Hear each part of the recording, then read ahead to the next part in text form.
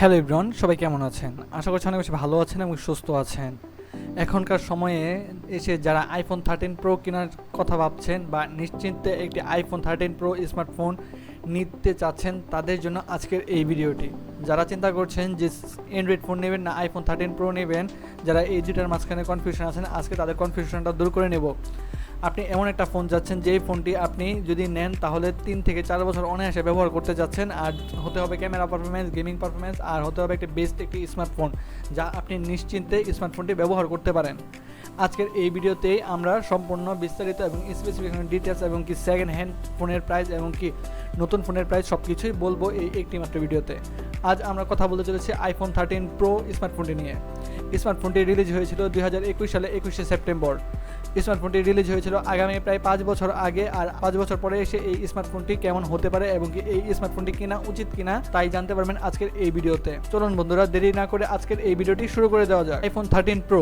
IPhone 13 pro এর display size হলো 6.1 ইঞ্চির full HD plus super retina XDR wallet display, যার রেজুলেশন হলো 1170x2532 পিক্সেল, যা হলো super retina XDR wallet display, যা মারাত্মক লেভেলের ক্লিয়ার এবং কি ডিসপ্লে খুবই ক্লিন, যা বলার কোনো ভাষা রাখে না। ওয়ালেট ডিসপ্লে এক কথায় সবসময় এগিয়ে থাকে আমরা জানি। পিক্সেল ডেনসিটি 457 পিপিআই, যা চোখের কোনো ধরনের জ্বালাপোড়া বা ক্ষতি কোনো সমস্যা হবে না। গরিলা গ্লাস এর প্রোটেকশন রয়েছে, সঙ্গে আছে 120 হার্টজের রিফ্রেশ রেট, HDR 10+ এর সাপোর্ট, আরও আছে 1000 nit peak brightness. 1000 nit peak brightness থাকায় এমনিতে তো ডিসপ্লে বেশ ক্লিয়ার, আরও অনেক বেশি ক্লিয়ার দেখাবে। এছাড়াও রয়েছে ডলবি ভিশন এর সাপোর্ট। এখন কথা বলা যাক স্মার্টফোনটির মেইন পার্ট নিয়ে, যেটা হলো হার্ডওয়্যার ও সফটওয়্যার। iOS ভার্সন 15 চিপসেট হিসেবে রয়েছে Apple A15 bionic chip. CPU hexacore এর রয়েছে, যা 5 ন্যানোমিটার আর্কিটেকচারে বিল্ড করা।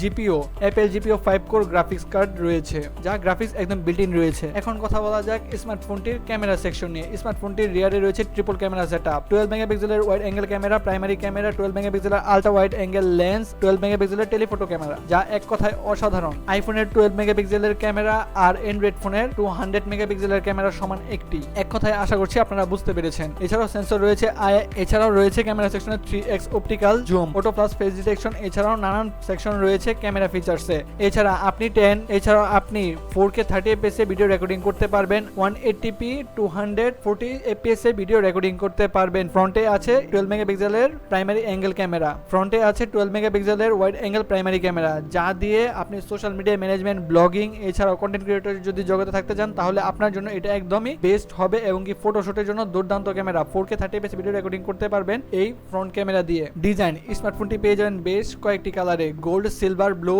এবং কি গ্রিন। স্মার্টফোনটির ওয়েট হলো 203 গ্রাম। স্মার্টফোনটিতে রয়েছে IP68 এর রেটিং, যা ওয়াটার ও ডাস্ট রেসিস্ট্যান্ট। 6 মিটার পানির নিচে 30 মিনিট পর্যন্ত ফোনটির কার্যক্ষম ক্ষমতা চলতে থাকবে। ব্যাটারি, এখন কথা বলা যাক স্মার্টফোনটির ব্যাটারি ক্যাপাসিটি নিয়ে।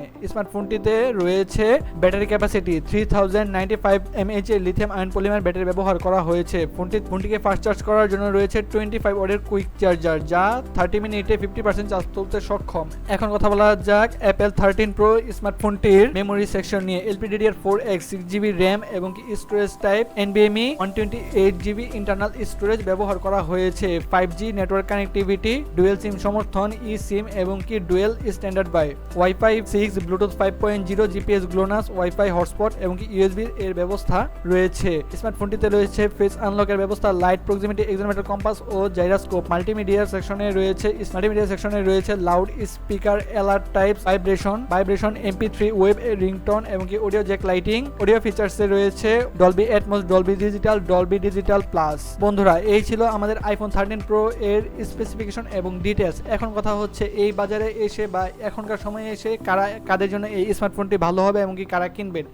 যে স্মার্টফোনটি প্রায় 5 বছর আগে লঞ্চ করা হয়েছিল, ওই স্মার্টফোনটি তখনকার সময়ে প্রাইস ছিল 1,20,000 থেকে 1,40,000 টাকা অফিসিয়াল এবং কি আনঅফিসিয়াল প্রাইসে পাওয়া যেত। কিন্তু এখনকার সময়ে বাজার অনুযায়ী, সেকেন্ড হ্যান্ড বাজার অনুযায়ী এই স্মার্টফোনটির বাজার মূল্য হচ্ছে 45 থেকে 50,000 টাকা বাজেট। আপনি যদি 80 বা 90% যদি ব্যাটারি হেলথ চান তাহলে আপনার 45 থেকে 50,000 টাকা বাজেট ধরে রাখতে হবে এই ফোনটি কেনার জন্য। যদি আপনি দেখে শুনে ভালো মতো কিনতে পারেন তাহলে আপনার জন্য বেস্ট একটি স্মার্টফোন হতে পারে। এখন কথা হচ্ছে এই ফোনটি কারা কিনবেন এবং কি কাদের জন্য। যারা কন্টেন্ট ক্রিয়েটর এবং কি যারা ক্যামেরা পারফরমেন্স ভালো চাচ্ছেন, একটি ব্র্যান্ডের একটি স্মার্টফোন ব্যবহার করতে চাচ্ছেন, গেমিং পারফরমেন্স, এক কথায় আপনি একটা দুর্দান্ত লেভেলের একটি স্মার্টফোন চাচ্ছেন, তাদের জন্য এই স্মার্টফোনটি ভালো হবে। আর যারা চাচ্ছেন মূলত না আপনার ব্যাটারি হেলথ লাগবে, ভালো একটা ক্যামেরা ফোন লাগবে, ভালো পারফরমেন্স লাগবে, গেমিং পারফরমেন্স দুর্দান্ত লাগবে, তাদের জন্য অ্যান্ড্রয়েড ফোন বেস্ট হবে। কারণ এই ফোনটিতে সবচেয়ে যেটা খারাপ পার্ট হচ্ছে 3095 mAh এর মেসিভ ব্যাটারি, যা সবচেয়ে খারাপ পার্ট। আপনি একদিনের মতো ব্যাকআপ পাবেন না, এটাই হচ্ছে সবথেকে খারাপ পার্ট, যেটা আইফোনের সবগুলো ফোনে